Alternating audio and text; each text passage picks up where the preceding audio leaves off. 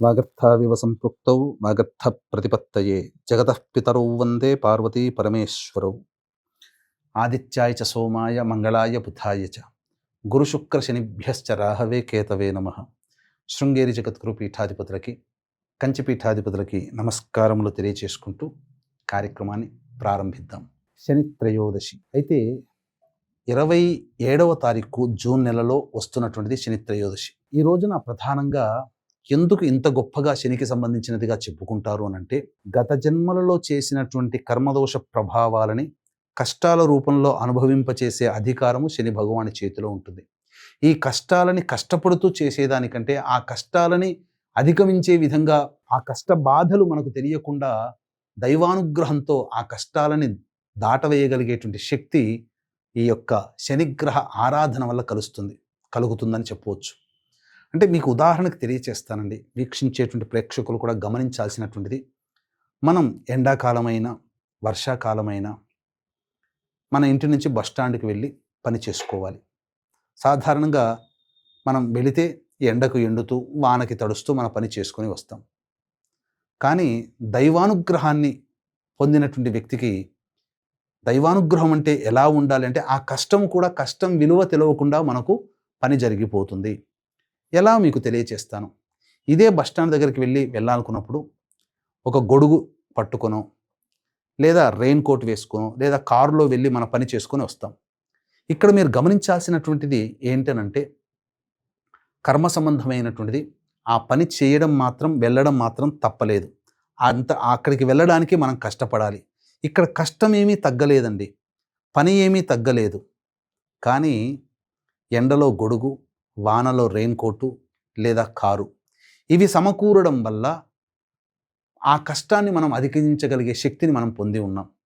ఇదే దైవానుగ్రహం అంటే. కాబట్టి ప్రధానంగా గత జన్మలలో చేసినటువంటి పాపకర్మలకి సాక్షిభూతుడు, పుణ్యకర్మలకి కూడా సూర్య భగవానుడు.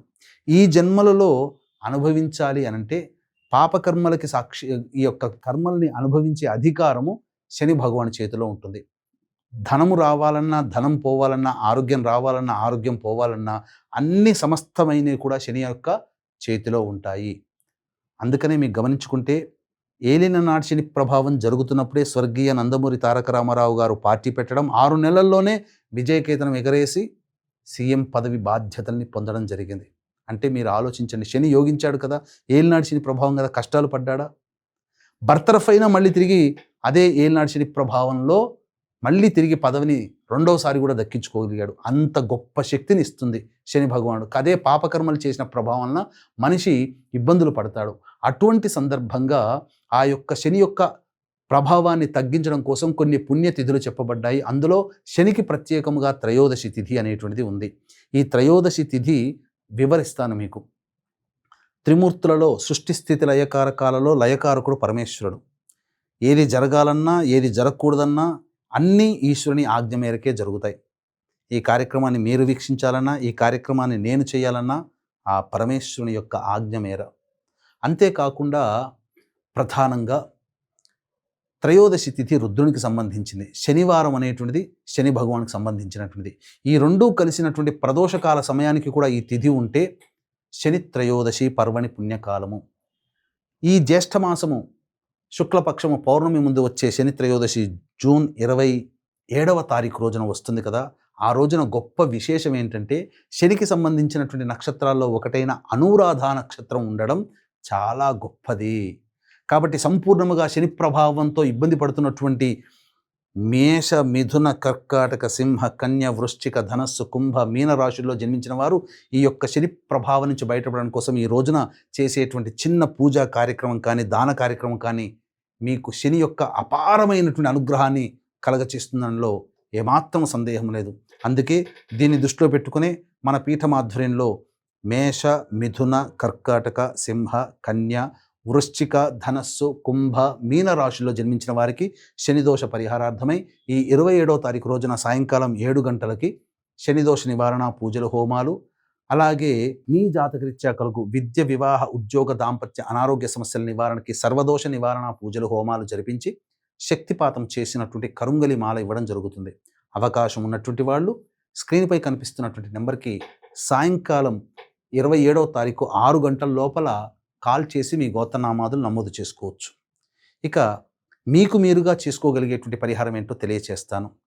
వీలైతే బ్రహ్మముహూర్త కాలంలో లేచి కాలకృత్యాదులు తీర్చుకొని 5:30 గంటల కల్లా మీరు నవగ్రహాల దేవాలయానికి వెళ్ళండి. లేదా 5:45 తరువాత ఈ యొక్క దుర్ముహూర్తం ప్రారంభమవుతుంది. దాదాపుగా 7:54 వరకు ఉంటుంది. కాబట్టి వీలైతే 8 గంటలకైనా కానీ చేరుకొని నవగ్రహాల చుట్టూ శివాయ నమః అంటూ 27 ప్రదక్షిణలు చేసి శని భగవానుని దగ్గర ఇనుప ప్రమిద లేదా మట్టి ప్రమిదలలో నల్ల నువ్వుల నూనె వేసి దీపారాధన చేసి ఆ శనికి తైలాభిషేకం జరిపించండి. స్వచ్ఛమైన నల్ల నువ్వుల నూనె మాత్రమే వాడాలి సుమా. తరువాత అన్నము నల్ల నువ్వులు కలిపిన ముద్దలు 3 మరియు నల్ల నువ్వుల లడ్డూలు లేదా నువ్వుల లడ్డూలు స్వామికి నైవేద్యంగా పెట్టి పంచండి. ఈ యొక్క అన్నము నల్ల నువ్వులు కలిపిన ముద్దలు మాత్రం దేవస్థానంలో చెట్టు కింద కానీ పిట్టగోడ దగ్గర కానీ పక్షులు తినే ప్రదేశంలో వేయండి. ఇక తదనంతరం ఆ యొక్క రావి చెట్టు దగ్గరికి వెళ్ళి దగ్గరలో ఉన్నటువంటి రావి చెట్టు చుట్టూ కూడా నారాయణాయ నమః అంటూ లేదా శివాయ నమః అంటూ ప్రదక్షిణలు చేసి తదనంతరం పడమర వైపున పడమర వైపు దగ్గరికి వెళ్ళి అక్కడ 2 ఇస్తరాకులు వేసి దాని మీద 1/4 కిలో కానీ 100 గ్రాములు కానీ నల్ల నువ్వులు ధారగా పోసి దాని మీద 3 తమలపాకులు పెట్టి ఇనుప ప్రమిద కానీ మట్టి ప్రమిద కానీ నల్ల నువ్వుల నూనెతో దీపారాధన చేసి తదనంతరం కాళ్ళు చేతులు కడుక్కొని అవకాశం ఉండి శక్తి ఉంటే బ్రాహ్మణుని పిలిపించుకొని ఆ బ్రాహ్మణుడికి నల్ల నువ్వులు, నల్ల బట్ట, ఇనుపబాణి, నల్ల మేకు, అలాగే నల్ల నువ్వుల నూనె, బెల్లము, పత్తి, గళ్ళ ఉప్పు, గేదె నెయ్యి ఇవన్నీ కూడా బ్రాహ్మణుడికి సంకల్పం చెప్పి దానం చేయండి. ఇందులో అవన్నీ దొరికినా పర్వాలేదు, లేదా 1-2 దొరికినా వాటిని దానం చేయండి. కానీ నల్ల నువ్వుల నూనె ప్రత్యక్షంగా దానం చేయండి. ఈ విధంగా చేయడం వల్ల సమస్తమైనటువంటి శనిదోష బాధలు తొలగిపోతాయి. ముఖ్యంగా శని ప్రభావం వలన అనారోగ్య సమస్యలు వస్తాయి, డబ్బుకి లోటు ఏర్పడుతుంది, రాని బాకీలు వసూలు కావు, అప్పులు ఇచ్చిన వాళ్ళు తిరిగి ఇవ్వలేరు. అలాగే ప్రతిరోజు దినదిన గండం నూరేళ్ల ఆయుష్ అన్నట్టుగా అనవసరంగా పదవి యోగాన్ని కోల్పోతారు, నిరుద్యోగం ఏర్పడుతుంది. ఇలా 1-2 చికాకుతో కూడుకున్న జీవితం. ఇంట్లోనైనా సంతోషంగా ఉంటారంటే ఇంట్లో కూడా సంతోషంగా ఉండలేరు. అలాగే బయటైనా గౌరవం ఉంటుందంటే గౌరవ మర్యాదలకు ఇబ్బంది కలుగుతుంటుంది. ఒక రకంగా చెప్పాలంటే చాలా ఇబ్బందికర పరిస్థితులు ఈ యొక్క శని ప్రభావం ఉన్నటువంటి రాశుల వారికి ఏర్పడబోతుంది. కాబట్టి ఈ చెప్పినటువంటి విధంగా ఆచరించండి. మధ్యాహ్నం 12:45 నుంచి 1:45 వరకు కూడా ఈ యొక్క శనిహోర ఉంటుంది. ఈ శనిహోర సమయంలో మానసిక శారీరక వికలాంగులకి తినే పదార్థాలు బహుమతులు ఇచ్చి సంతోషపరచండి. పారిశుద్ధ్య కార్మికులకి కిచెన్ సామాను కొనిపెట్టండి, లేదా 10 రూపాయలు తాగడానికి ఛాయ్ తాగడానికి వాళ్ళకి ఇవ్వండి, సంతోషంగా ఉంటుంది. ఇక సాయంకాల ప్రదోషకాల సమయం వరకు కూడా నిద్రపోకుండా ఉండి ప్రదోషకాల సమయంలో కాళ్ళు చేతులు మొహము నోరు నింట 3 పుక్కిలించి ఉమ్మేసి తదనంతరం దేవాలయానికి చేరుకొని పరమేశ్వరునికి అర్చన చేయించుకోండి. నీలిరంగు పుష్పాలు, నీలిరంగు శంకు పుష్పాలతో అర్చన చేయడం. అవకాశం ఉంటే ప్రదోషకాల సమయంలో బాహ్య దేవాలయం కనుక ఉంటే ఆ సమయంలో శివలింగానికి కానీ కాలభైరవుడికి కానీ నల్ల నువ్వుల నూనెతో లేదా ఆవ నూనెతో ఈశ్వరుడికి అభిషేకము, కాలభైరవునికి అభిషేకం జరిపించి ఈ విధంగా చెప్పిన విధంగా అర్చన చేయండి. సాయంకాలం చంద్రదర్శనం చేసుకొని భోజనం చేయండి.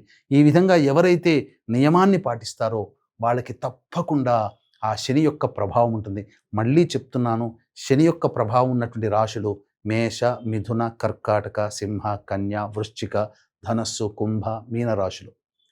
ఈ రాశి వాళ్ళకి ఉంటుంది. శని నక్షత్రాలైనటువంటి పుష్యమి, అనురాధ, ఉత్తరాభాద్ర నక్షత్రాల్లో జన్మించిన వాళ్ళు, శని దశ, శని అంతర్దశ జరుగుతున్నటువంటి వాళ్ళు, ఇనుము సంబంధమైనటువంటి వ్యాపారం చేస్తున్న వాళ్ళు, ఇనుము సంబంధమైనటువంటి వృత్తుల్లో ఉన్నటువంటి వాళ్ళు, అలాగే ఏసీ కూలర్స్కి సంబంధించినటువంటి వాళ్ళు, తోలు పరిశ్రమలతో పనిచేసేటువంటి వాళ్ళు, అలాగే పాతకాలపు వస్తువులు అమ్ముకునేటువంటి వాళ్ళు, వీళ్ళందరూ కూడా ఈ యొక్క వృత్తిలోకి వస్తారు. కాబట్టి సేవకా వృత్తి చేసుకునేటువంటి వాళ్ళు వీళ్ళు కూడా ఈ వృత్తిలోకి వస్తారు. కాబట్టి వీళ్ళందరూ కూడా ఈ విధంగా పరిహారాలు చేసుకోవచ్చు. లేదా అవకాశం ఉంటే మంత్ర పరిహారంలో భాగంగా సశాస్త్రీయంగా మన పీఠమాధ్వర్యంలో శనిదోష నివారణ పూజల హోమాలు 27వ తారీఖు రోజున సాయంకాలం 7 గంటలకి ప్రారంభమవుతాయి. కాబట్టి 27వ తారీఖు సాయంత్రం 6 గంటల లోపల మీ గోత్రనామాదులు కనిపించే నెంబర్కి కాంటాక్ట్ చేసి నమోదు చేసుకోవచ్చు. ఈ విధంగా చేసుకోవడం ద్వారా అపారమైనటువంటి శని యొక్క అనుగ్రహాన్ని పొంది మీరు కష్టాల కడిలలో ఉన్నటువంటి వాళ్ళకి ఆ యొక్క మార్గం సుగమమవుతుంది. ఆనందకరమైనటువంటి జీవితాన్ని పొందుతారు. కొంత ప్రశాంతత, కొంత పనులలో అభివృద్ధి, కాస్త సంతోషంతో కూడుకున్న జీవన విధానం మీకు లభిస్తుంది అని చెప్పడంలో ఏమాత్రం సందేహం లేదని తెలియచేస్తూ, సర్వం శ్రీ ఉమామహేశ్వర పరబ్రహ్మార్పణమస్తు.